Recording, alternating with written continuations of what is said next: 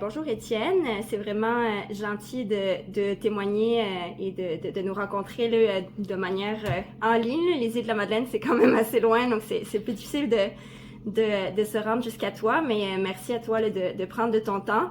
Je commencerai par te laisser te présenter puis nous parler un petit peu de ton expérience à toi là, d'une manière générale avec le réseau des services de garde aux îles. Parfait. Merci de nous recevoir. Puis merci pour votre travail en général, là, votre organisme et tout.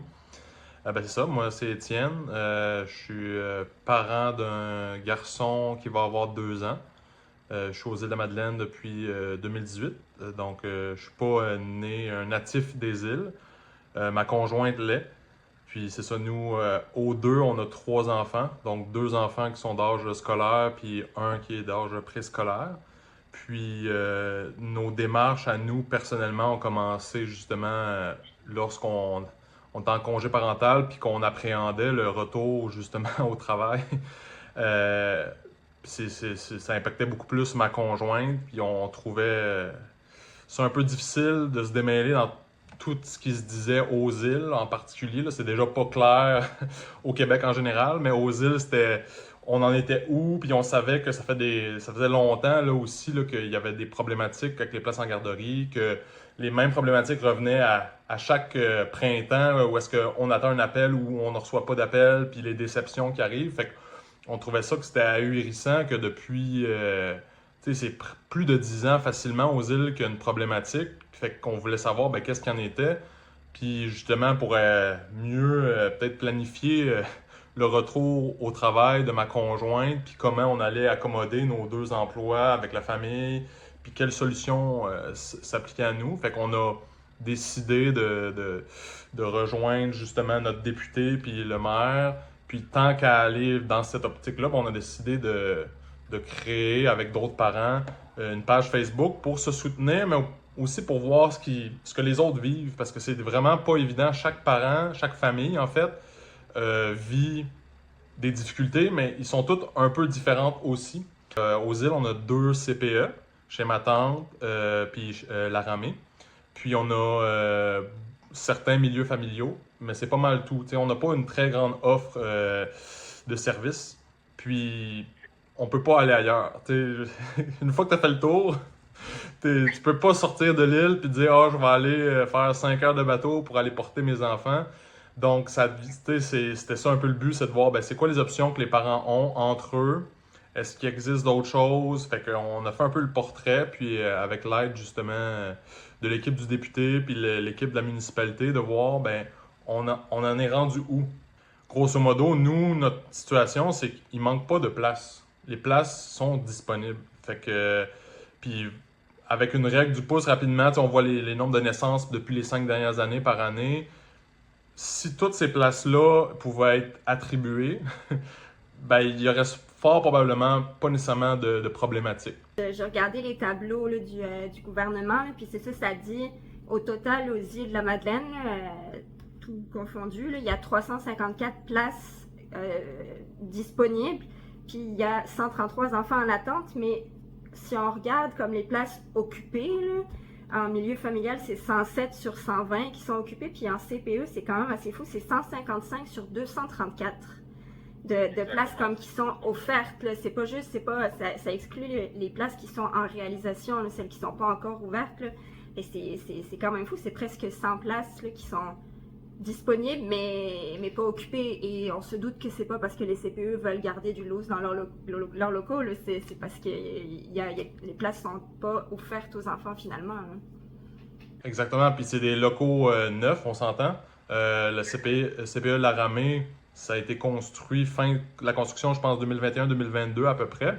Puis c'est ça la problématique, puis qui est un peu frustrant, c'est de dire, dans un petit milieu comme on a, puis comme partout au Québec, mais c'est accentué par le fait qu'on est une île, c'est la combinaison de plusieurs facteurs. Tu sais, c'est pas juste le ministère de la Famille, je veux dire, c'est l'habitation. Tu sais. La spéculation immobilière fait très mal.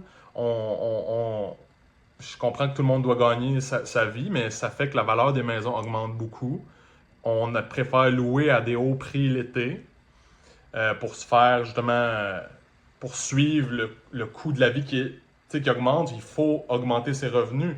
Quand tu regardes ça, ben comment on peut espérer se loger aux îles en gagnant un salaire de 18 piastres de l'heure comme éducatrice quand tu commences au bas de l'échelon? Une ou un jeune qui finit l'école ou qui va aller faire sa formation, ben il va se dire quoi, je vais gagner 30 000 même pas par année. Aux îles, c'est impensable, l'épicerie coûte 20% plus cher, les logements, ils étaient de moins en moins abordables, mais là, ils sont complètement plus abordables du tout, et il n'y a pas de logement locatif. Il n'y en a juste pas, il n'y en a presque pas.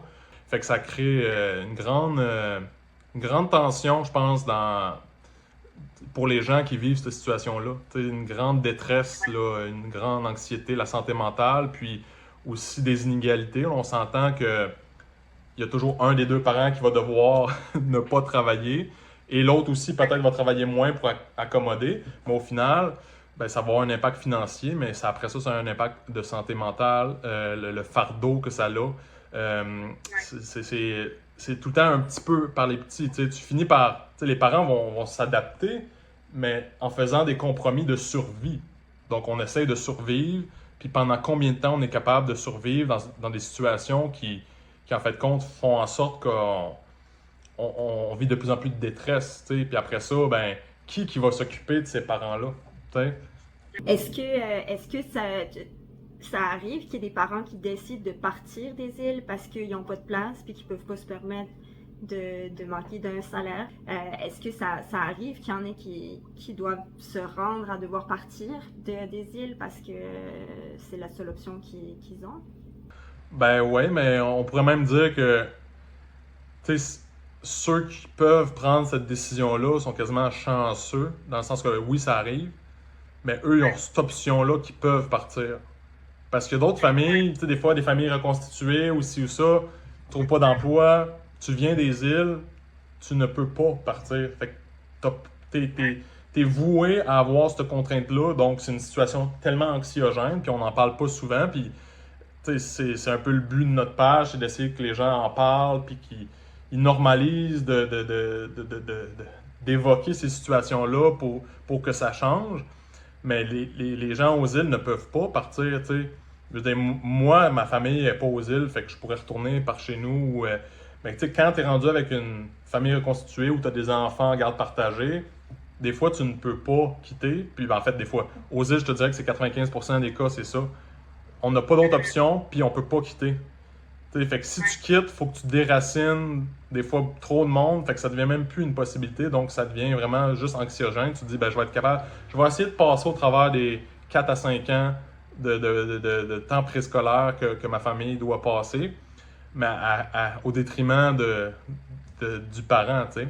C'est sûr, puis ce qui est sûr, c'est que c'est pas attractif, en tout cas pour les îles, les jeunes familles.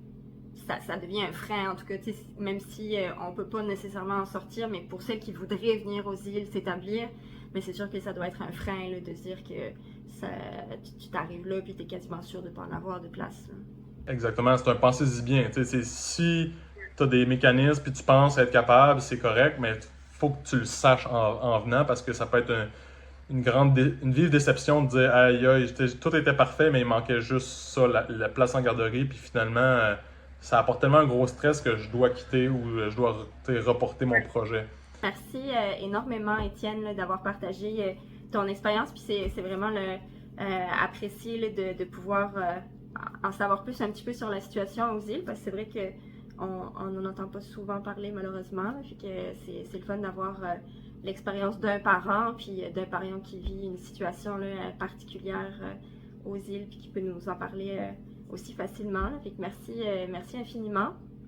Puis ben nous, on va continuer là, d'aller faire des entrevues un petit peu partout au Québec, mais notre but, c'est vraiment d'en savoir un petit peu plus sur ce qui se passe sur le terrain en région, puis d'avoir des points de vue différents aussi là, pour alimenter la conversation.